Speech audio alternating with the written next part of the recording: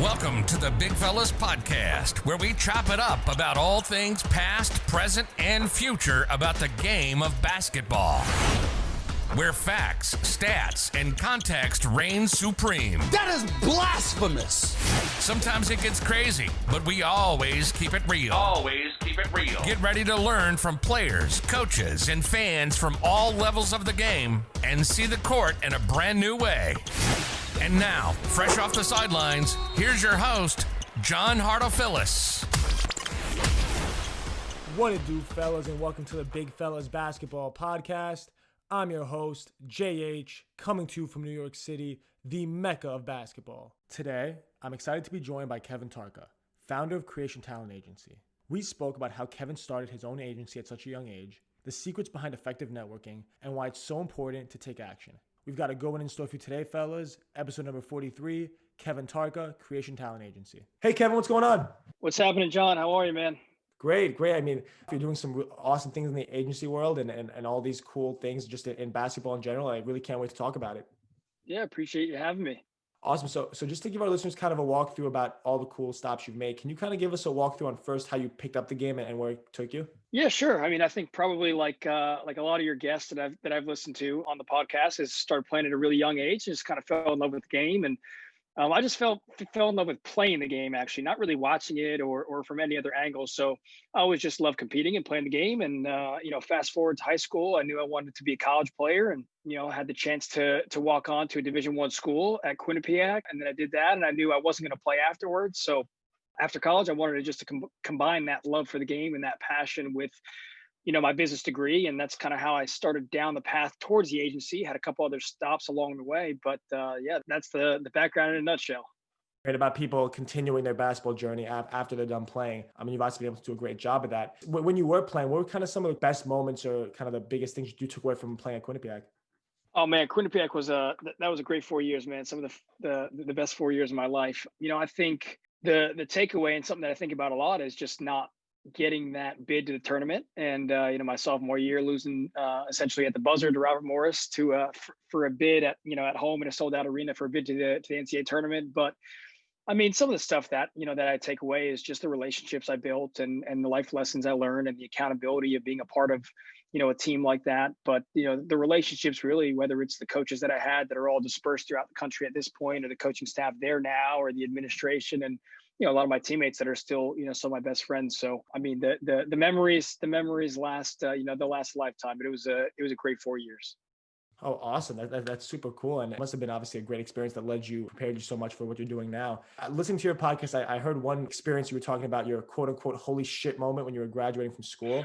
And I'd love for you to kind of touch on that a little bit because it was a great story and I definitely want to hear more. Yeah, no, I'm glad you listened to that episode. I kind of forgot I used that phrase, I guess. Look, I think that many people today are obviously, if they're listening to this podcast, they kind of want to get involved with sports to some capacity. And, I just really didn't know what I wanted to do. And I think that's, it's more common now than it was 30 years ago with, whether it's our parents or our grandparents' age, is that you kind of fall into one job and whether you like it or not, you provide for the family and you do that for 30, 40, 50 years, however long it is. And that's that. And for me, it was just like, man, I'm blessed and grateful to have the opportunity to kind of be exposed to realize that I can do whatever I want. Like I can do whatever I want in life. And, it was like, well, what do I want to do? So, kind of going through the ups and downs of testing and trialing and figuring it out and saying like, holy shit, like maybe this can be my path, which obviously after that point, as I mentioned, it took a couple different stops and ups and downs, but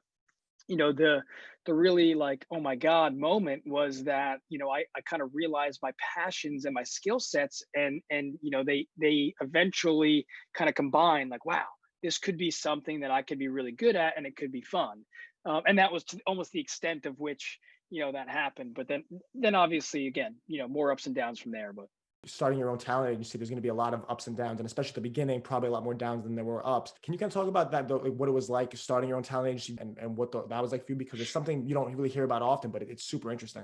So after college, I worked at a small sports marketing firm for a little bit, and that was a great first job in the industry. It was more event management. And then I packed up the car, drove across country and got my feet wet with the smaller sports agency for about a year, which was great to kind of, again, really just understand what what agents actually do. And then in 2016, I had the opportunity to get a master's degree overseas that was run by the EuroLeague. So that was really that kind of that shift. And when I got back from that, I had hoped to join a bigger agency, and that was the goal. And long story short, I just didn't get that opportunity. I knocked on doors, and those doors didn't open. So instead of crying about it, I just jumped off the cliff and found my wings on the way down. And that's really how I decided to start my own agency. It's not because I had all my shit together or I was the best agent in the world. Shoot, I didn't even have my agent license at that point.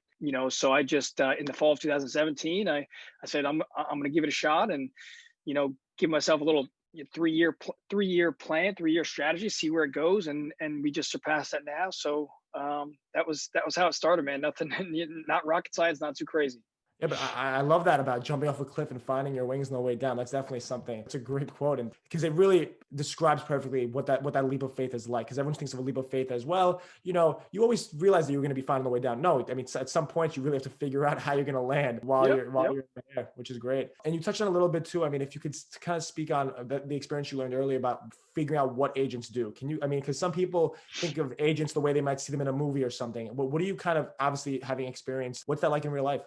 Yeah, that's a difficult question to answer in one podcast, but I think you're right. I think there's a common misconception of the agent and what the agent does, and obviously in my mind, the agent is a connector, right? Like what I do is I'm a connector between my client, which is the player, and the team, and my job is to get them opportunities, to get them. My job is to get them jobs, and when I say job, I refer to it as a contract, right? So my job is to get my clients a contract playing basketball and getting paid to do something that they love. And there's obviously a lot of different branches you can go down on that path, whether it's agent or manager, which could include anything from off-court appearances and endorsements, all the way to just making sure that, they have their finances and taxes and all that stuff taken care of, all the way to how things are going day to day overseas in Europe, if they're over in Europe, or, if they got to go to a tryout for a G League team, or if they got training camp here in the NBA, whatever it is, there's a lot of different pieces to it. But ultimately, I think the main role of an agent is to be the connector and open up opportunities for our clients to get a contract to be paid to play the game that they love.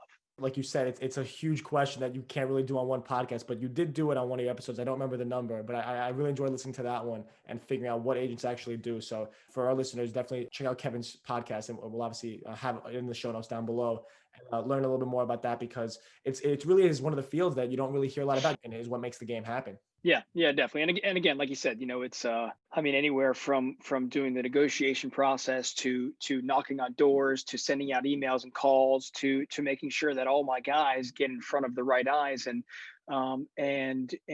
that depends on the level of your client, whether they're a rookie coming out of school and not many people know about them, or if they're an NBA radar guy, or if they're a well-established veteran already that has multiple years under their belt. And all that stuff matters in the negotiation process, and where the strategy of where you have to send them, and how you can get them in front of different people's eyes. So again, I go much more in depth on that podcast if you want to listen to that. I know you did, but that was kind of in a nutshell. Oh, for sure. It definitely just a very brief synopsis, but really kind of paints a really good picture of what that's like. So to do your job, you obviously have to do some pretty cool things, like traveling to, right now it's, I believe, over 33 countries, visiting all these different places and seeing basketball and all these different landscapes. Can you kind of touch on that in terms of both why you travel that much and what you're doing on those travels, but then also once you're there, what it's like seeing basketball there? Yeah, that's a loaded one for sure. I love to travel. And when I was at Quinnipiac, we did an overseas trip for 10 days between my sophomore and junior year. And we got to go overseas to Paris, Amsterdam, and Belgium to play some professional teams for 10 days, which was amazing. And that trip really opened up my eyes about, like, wow, this game is played at a high level in, all over the globe. And for me, that was kind of a seed that was planted even before I knew what I wanted to do, to get involved with, yes, being an agent, but also kind of traveling the world and having my niche be really overseas. So the other reason that I travel as much as I do is because one of the biggest keys to success I've found so far in my own personal success is building those relationships. And those relationships are very difficult to form in the short term. So, and they're very difficult to form when you're not meeting someone face to face. So even this, like, this is great. A Zoom session is great. We have a couple degrees of separation, 1 degree of separation away from who we know in common, but I haven't met you in person. I haven't shaken your hand. I haven't been able to have a cup of coffee with you and look at you in your eyes in person, rather than,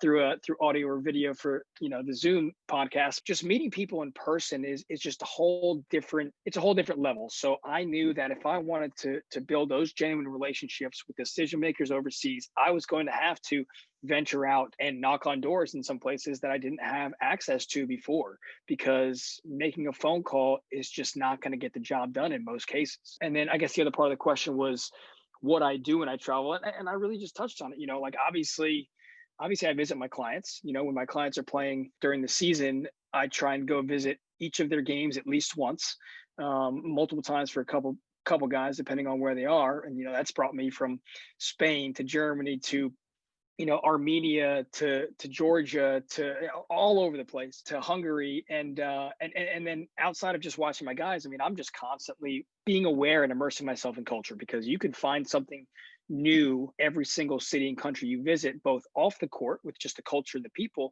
but on the court as well. And maybe you see a young prospect that you've never seen before. Maybe I can build a relationship with somebody that has access to decision makers or young players in that country. And at the end of the day, just being able to meet new people and get outside of this, this little box we call the United States, and just to kind of experience new things, go outside your comfort zone, has been something that I've just fell in love with.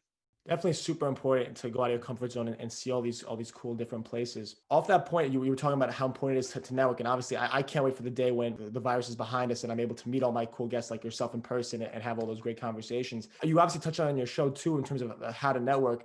That's how I've conducted this entire podcast. I haven't met anyone in person shaking their hand, but a lot of cold emails, a lot of cold LinkedIn messages have kind of gotten me that far. What does that kind of mean to you, and how important is that to both your business and how you conduct everything you do? Well, like I said, I think it's proved to me that, having that vision early on of this is how I'm going to differentiate myself, it's proven success. And I see that in the level of genuine relationship that I've been able to build with people over the long term, whether that's podcast guests that I have on for myself, or general managers or sporting directors that I'm able to pick up the phone and call whenever I need to, and they actually answer the phone. And for me, I think I've realized, and this is something that I touched on a lot of building relationships, is, I still do cold emails and cold calls all the time. I've been to a lot of places, but there's, hundreds of more countries that I need to go visit personally. So I haven't been able to knock on doors and meet people face to face. So I still do cold calls and cold emails, and you're going to get a lot of no's and no answers. But, if you can find that 1 degree of separation away, like you did with James, how he introduced us, that just makes it that much easier. Right. And just the fact that you are trying to give value and not just take value, that helps tremendously as well. So if you can give without expecting anything in return, that's my biggest piece of advice for being able to develop those relationships and make them mutually beneficial, instead of just calling someone saying, hey, like, I need you to be in my podcast because you have this title and then I can get a lot of followers. It's like, no, you genuinely reached out. It was obviously a lot easier for us to connect because we had that degree of separation away in common. But you kind of told me a little bit about what you're doing and how I can use your platform, and however you can help me. And that was big. And I think that just made it easy for me to say, okay, well, this isn't just some random guy that's asking for a job or asking for something. You really were giving without expecting a return, and that was huge. Of course, that's what it's all about. And what you're saying in terms of not just asking for something, but what could you do for them in return? And you need to have that, so you have something to offer and give someone in return. But then once you have that, then everything kind of just takes care of itself, because you just keep on just giving. And at some point, good karma comes back and you're going to be okay, which is great. No doubt, man. So you also touched on it in terms of how you always trying to get better. And I did really enjoy the one episode about how comparison is the thief of all joy, and how tough that is for people to overcome sometimes. Can you just touch on that in terms of what that quote obviously means to you and how you've been able to use it? It's probably one of my favorite quotes, and I imagine I say that a lot. It's one of my favorite quotes because I'm a big quotes guy. But I think I sound like a broken record because I actually say that out loud a lot, and I use it a lot with my clients, which sucks, but it's reality, because there are and the context in which I use it is that there are so many players that want to be where my clients want to be, that you have to understand that everybody wants to be a pro. Everybody wants to go get paid to play basketball and do something they love and get money for it. But you have your own path, and there's a reason that you're on your own path. So the second that you start saying, well, why did Billy or Bobby or Johnny get that contract over there? And why is he making that much? But, I've been playing more than him, or, I used to kill him in one-on-ones and in open gym. And the second you start comparing, you rip everything outside, you rip everything away from what you've worked for. And yes, there's going to be situations where other people are going to get things quicker, easier, or not even as deserved as you would get them, but that's life. So you have to focus on you and your own journey and realize that, cool, happy for them. Maybe they had some sort of connection where their family member knew someone who knew someone who knew someone, and they were just in the right place at the right time. And maybe that's why they got the contract, because that happens all the time with professional basketball, especially outside of the NBA radar stuff with entry-level basketball. It's great to have an agent that works for you, knows what they're doing, but you never know when some random guy from some random country can hit you up on Facebook and say, hey, my best friend's the GM. He will take anyone that I give him. I'm going to give you a job. And that could even be a guy that's not an agent. So again, you just have to focus on you, because the second you take your mindset off of you and start comparing, then everything you're going down a deep, dark path that you don't want to go down. Definitely super important to always focus on yourself. And you've been doing a lot of that. And we've been talking about the podcast so much that I obviously want to just ask you kind of what made you start that, because Sports Business Secrets is something that it's about, I would say 3 weeks old. You've been doing it about, I think you're around just got to the 20s. Yeah. Today was 21, maybe 22, 21. Yeah. For those that don't know, you're doing it for 365 straight days. That's pretty cool. And I want to know kind of what made you think of that. I'm doing it for a couple of reasons. I mean, the first time I heard of that was a buddy of mine, Sean Light, who was actually a Quinnipiac teammate of mine, and he used to be the strength coach for the Los Angeles Lakers. He started doing a podcast, and I loved what he was saying. But the reason that he did it was because he heard it from somewhere else that he wanted to do 365 days in a row, and he started telling me about it. And it was just, to me, it clicked. Doing something consistently over a long period of time, whatever you're doing in life, is going to be beneficial for a couple of reasons. One, you're going to be able to just learn your voice and have confidence in speaking whatever it is that you speak about. Or it doesn't have to be a podcast. It could be writing, it could be blogging, it could be videotaping, it could be doing whatever, right? For 365 days straight, to develop that habit and having the confidence of actually speaking truth to what you're doing, right? And the other thing for me is that it was a place that I can put all of this content that people can access it, because I like to give value, and I get hundreds of emails, DMs, texts, LinkedIn messages, you name it, from people that say, hey, from a group of people that want to be professionals, like, hey, can you represent me? And B, from a group of people that say, hey, how can I become an agent, or how can I get into the sports agent industry? And I wish I had all the time in the world, but if I spent all the time that I had answering all these questions, I wouldn't be able to do what I do. So for me to be able to just put a different topic out every single day and give value to anyone in my network, to actually have a place for that to live, so they can just learn. If somebody reaches out, I can send them a link. Hey, listen to this podcast. I talk about it for 20 minutes. Hey, how do I find an agent? Hey, here's the link to episode 16. I talk about that for 30 minutes. It's all the resources you need. And for me, it was just a combination of, again, finding my voice and being able to give value to as many people as possible. Of course, and giving value is the best way to do it. And I'm not sure if you've ever heard of Dre Baldwin before, but he was one of my guests on episode 16, and he's been doing it for 6 years. And he's like, if someone asks me, are you disciplined? People are going to say, yeah, I'm disciplined. Okay, how? Oh, because I'm disciplined. Like, and they really don't go deeper than that. His whole thing is, if you ask me if I'm disciplined, I'll show you 6 years of never missing a day. If you ask me if I'm a hard worker, I'll show you this, I'll show you that. Like, I could show you instead of just telling you, oh, I work hard because I work hard. Because absolutely. Anyone can say that. But it's great that you've started doing that. And it's a great way to show that, and obviously to have that value for people like me who have never met you before, but they can still get value from you, and it just grows that connection even more. Definitely. Yeah. And Dre's a good guy to stick around. I do know Dre. I actually was on one of his podcasts last year. We connected, and yeah, he's a great dude. And obviously that's another guy that, that I look up to. All the content that he provides, he just doesn't stop either. He just gives content, gives value. He just, all those questions that are similar about being a pro and his journey and what he does. And he's got a place for that. He's got a home for that. So he can just continue to give value to his his network and his following. So he's a good dude to continue to follow. He's a good dude to stick around. Awesome stuff. I mean, in coming up with all of this, who were kind of your mentors along the way? I mean, whether it's coaches or your parents, or who kind of showed you what those steps were? Yeah, that's a good question. I know that having mentors is a big time thing, but I really was just lucky enough to have parents that believed in me and kind of showed me the right way when I was growing up, and that kind of really built the foundation. But then my high school coach, who I'm still really close with today, Chris Grundy, was, fantastic in supporting me and pushing me and holding me accountable, all the way up to my college coaches, Tom Moore, and that entire staff. And then outside of that, I really just like to surround myself with people that, that have achieved success so I can learn from them. So whether that means it's somebody that I actually can consider a mentor face to face and I can meet with them and have a cup of coffee with them, or if it's a guy like, Gary Vaynerchuk, that he just speaks positivity and kindness and truth and has the energy that I like to surround myself with.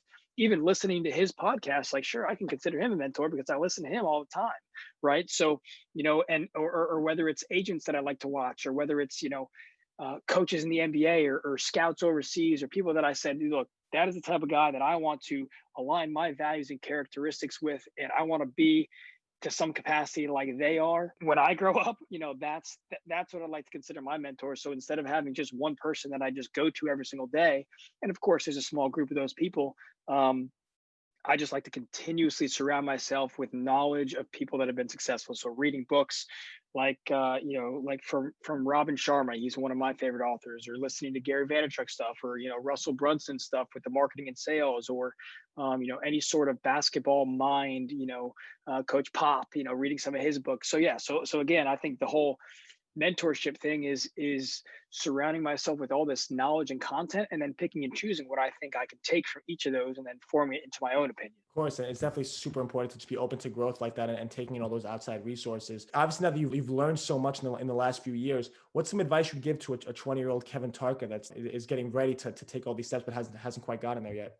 I think we touched on it a little bit. Is my main piece of advice, and that would just be actions louder than words. So just go, just do, just jump. If I were obviously, I think everything happened for a reason, but let's just say, if I jumped off the cliff that I jumped off of in 2017 with the agency, if I did that in 2012 when I graduated from college, maybe I'm in a different position. And obviously, I think those steps along the way had helped me in certain areas and prepared me for being able to jump off that cliff, if that makes sense. But just go, just take action, and don't be afraid of what's going to happen from that, and don't be afraid to fail from that, because as you've experienced, you just go. There's going to be shit that's going to go wrong, and things that's going to happen that you would never expect, but that's inevitable. So by just taking action and going, you're going to learn along the way. But the best thing you can do is start now, instead of saying, well, let me just kind of prepare for this and let me prepare for that perfect job and what I want to do. No, just experience, trial and error, go, jump, do, and then you could figure out how to overcome any problem that comes up.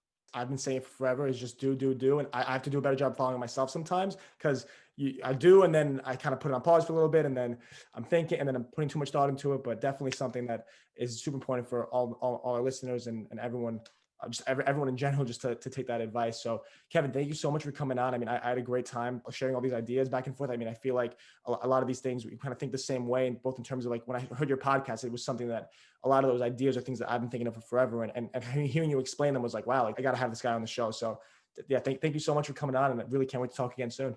Yeah, I appreciate you having me, man, and keep doing what you're doing. You have some amazing guests already, and it's people that I've learned from. So just keep the pedal on the floor and keep taking action. Thanks for listening to the Big Fellas Podcast. Check us out on all major social media platforms at Big Fellas Pod to join the chop up. You can also listen to us on every podcast platform on the planet. Stay tuned for the next episode, Big Fellas.